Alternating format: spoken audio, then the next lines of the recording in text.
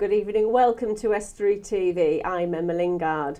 On the show, we meet a group of people using fishing to help in recovery. And my guests tonight are Anne-Marie Karlberg and Jen Selby to talk about butterfly foster carers. But first, it's over to James for the news. Hello, in the headlines today, why you shouldn't take investment advice over the phone, and the new Mayor's plan to make some noise about North East Lincolnshire. And this one's really piping up. Trading standards in North East Lincolnshire are warning people to be wary of people offering investment advice over the phone after an elderly man from Immingham nearly lost £29,000 to a boiler room scam. Cold callers ring up in such scams offering worthless, overpriced or even non-existent shares with the promise of huge returns. But trading standards convinced the man not to part with his money and put it into what turned out to be a bogus diamond investment scheme. It was just one of a number of different kinds of fraud cases uncovered during Scams Awareness Month in May. Councillor Hazel Chase, portfolio holder for Safer and Stronger Communities, advised that if something seems too good to be true, it probably is, and asked people to report potential scams to trading standards. Children in North East Lincolnshire can win a prize for becoming the heroes of their own stories as part of National Book Start Week. In an effort to create a lifelong love of reading from an early age, kids were asked to bring their superhero masks to sessions at a number of local libraries, and in return were given a copy of Jez Olbra's book Super Duck. They've taken place all this week, and there's still chance to take part, with one at Waltham Library tomorrow and Immingham Library on Friday, both at 10:30 a.m. But normal sessions, which encourage early reading in 0 to 5s, continue at local libraries throughout the year. What we want to do is encourage young children to actually start reading more books. I mean, I know they have all the new technology and that's fine, but it encourages the parents to come out with them, work an activity like today, get socialised with other children, and it's really important for them to start learning words and understanding what they actually mean. And I would certainly encourage more parents to actually come. And don't forget carers, they also look after children as well. So I encourage all of them. I mean, even the noise you can hear today, it's fantastic, you know, to get people involved. And I welcome everybody to get involved in this type of activity relating to learning to read from books. Help is being offered to more than 30,000 potential unpaid carers in the East Riding. In the 2011 census, more than 37,000 said they were providing support to another, but the council has just 3,500 registered carers. Now, as part of National Carers Week, which started yesterday, the council are trying to reach out to these unsung heroes and show them what help is available. And if you're one of those people and want help with anything from advice on benefits and grants to getting in touch with other carers, contact the Carers Support Service. Police want help to find a man who indecently exposed himself to a 12-year-old and a 13-year-old girl in Grimsby. The children were playing football on the path leading up to Yarrow Road on Tuesday, June the 3rd, at around 5 p.m. when the man walked towards them. He was urinating and said hello to the girls before walking off. He was described as Asian, of medium build, around 5'8", with short dark hair. A play portraying parts of the East Coast's fishing heritage will come to the area this month. Get Up and Tie Your Fingers features Barbara Martin from TV's Casualty and The Mill as one of the herring girls who worked along the East Coast following the herring boats and gutting and packing the fish. The play is set against the Eyemouth disaster in 1881, in which 189 fishermen from 20 boats were lost during a severe storm. It's at Hull Truck Theatre from the 18th to the 21st of June and at Grimsby Minster from the 26th to the 28th. Local businesses will represent the Humber region at the Global Offshore Wind Conference in Glasgow today and tomorrow. Siemens, Dong Energy and ABP are among the 8 companies on the Humber Renewables stand at the event, which gathers the world's leading players in offshore wind. Local Enterprise Partnership Manager Richard Kendall said it will attract visitors from the industry and its supply chain. North East Lincolnshire now has a mayoral piper since the appointment of the new mayor, Councillor Alex Baxter. Councillor Baxter is originally from Scotland, as is his piper, PC Daniel Fleming, who claims to have won the world's biggest bagpipe collections. He owns more than 100 different sets of bagpipes, reportedly worth a total of £130,000, and served in the Scots Guard for 24 years before joining the police force. Councillor Baxter served in the Royal Navy for 20 years and is a magistrate as well as a councillor. He takes over from former Mayor Peggy Elliott, and Councillor Cliff Barber has been appointed as his deputy. I'm afraid that's all I've got time for today. I'll see you for the next bulletin. Bye for now. Fishing has become a therapeutic way of helping many people recover from illness or accident. Dan Kemp went to meet a group of anglers who are reaping the benefits of some time by the water. For some, fishing is just a hobby to while away the hours, but for one group of keen anglers in Lincolnshire, it means a lot more. The Hope Street service is based in Grimsby and offers a variety of activities to people suffering from chronic obstructive pulmonary disease or those that may have lost confidence because of a fall.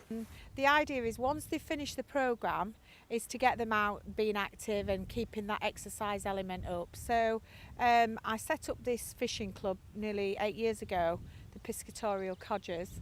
It was named by them and today is one of our days that we come out fishing.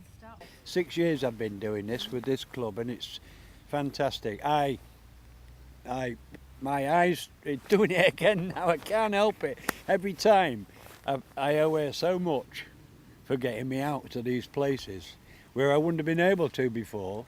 I've got now friends who've got cars, but before I relied on that lady to provide a bus that we went for 3 hours fishing.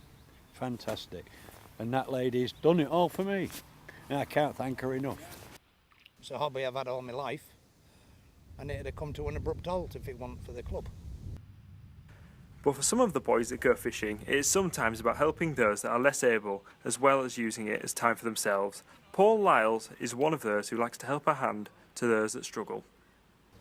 Oh, well, I joined with Sylvia, who sort of runs from the Hope Street Centre, and sort of give hand to the lads who struggle a bit more than I do or whatever, and to enjoy it, to get out. And I think we have about 12 venues a year, don't we? We vary them through the year. It's very much a social aspect of their lives. Some of these men are on their own, maybe because they've lost their wives or for whatever reason. So it is very much a social aspect, and really they tell me that it is part of their life really, and they really look forward to it. And I think when they come together and they sit in fishing, hopefully and normally it's on a nice day, they get to chat and share ideas, and hopefully, you know, that kind of is part of their health and well-being. Dan Kemp, Estuary TV News. North Lincolnshire Council is currently searching for butterfly carers, those who can offer short-term care to a child with a disability. Well, to tell us more are Anne-Marie Karlberg, Service Manager for Fostering Services at North Lincolnshire Council, and Jen Selby, who is herself a foster carer. Welcome both to the studio. Anne-Marie, can I start with you first? Why is there a need for butterfly carers? The butterfly short break scheme is different to all the other types of fostering that we offer. The other types of fostering are for children who are on the edge of care and they've got care issues and social issues within the community. The short break care for children with a disability is to give their parents a break from the demands of caring for a child with a disability or a complex health need.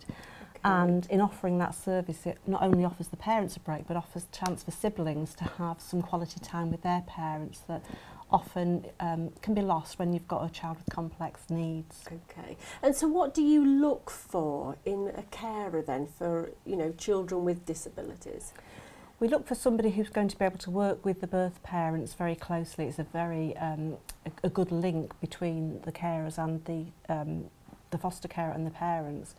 We need somebody who has that empathy and understanding, obviously has some caring skills and nurturing.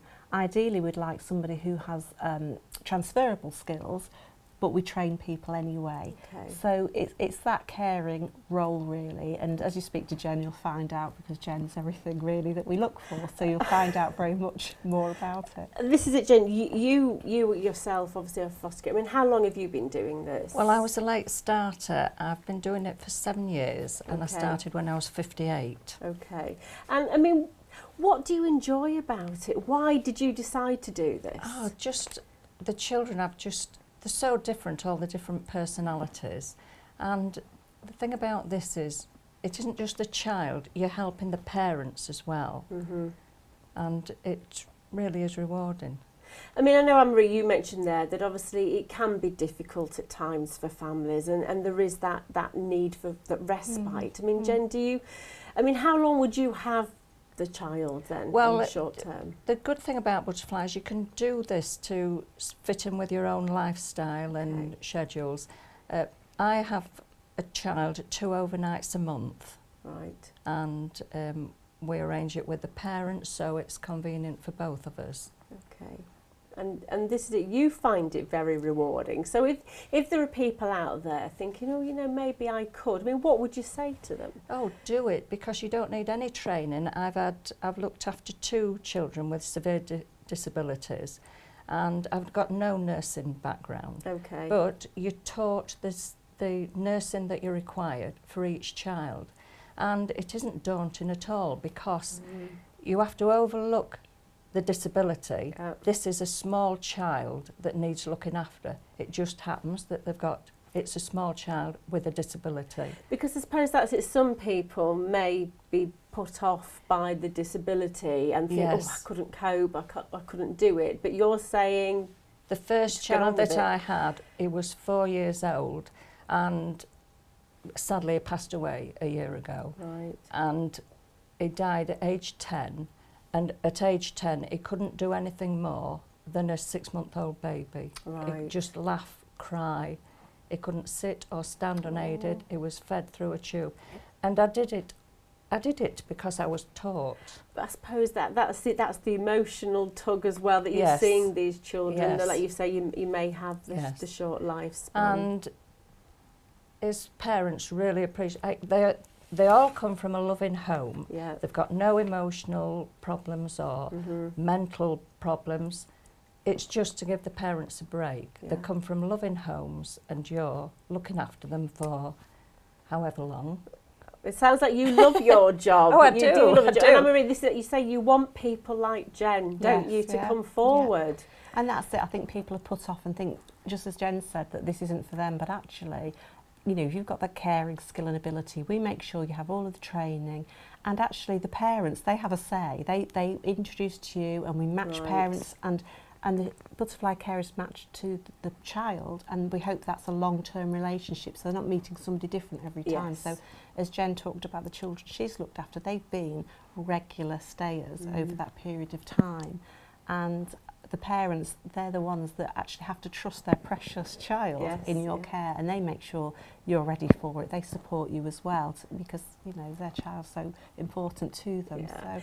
And you're looking for at least probably 10 foster carers. If people are interested, what should they do? They can look on the North Lincolnshire website. All the details of butterfly carers and all the other type of foster carers we're looking for are on there.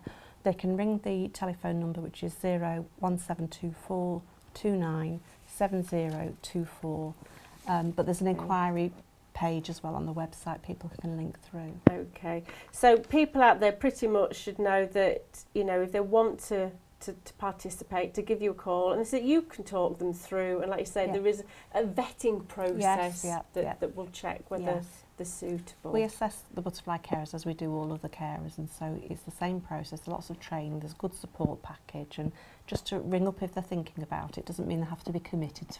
That's the first step, is to ring. So thank you both for coming in. Obviously, people, if there is anybody out there that sees themselves as a butterfly foster carer, then obviously contact the North Lincolnshire Council website, or you can pick up the phone and call. I'll repeat that number again, 01724 297024. Well, I say thank you both again for that. And if you have any news stories, then do the usual, email news@estuary.tv, or contact us via our Twitter or Facebook pages, or simply pick up the phone and call Grimsby 01472 315 561. But until tomorrow, that's all. Goodbye.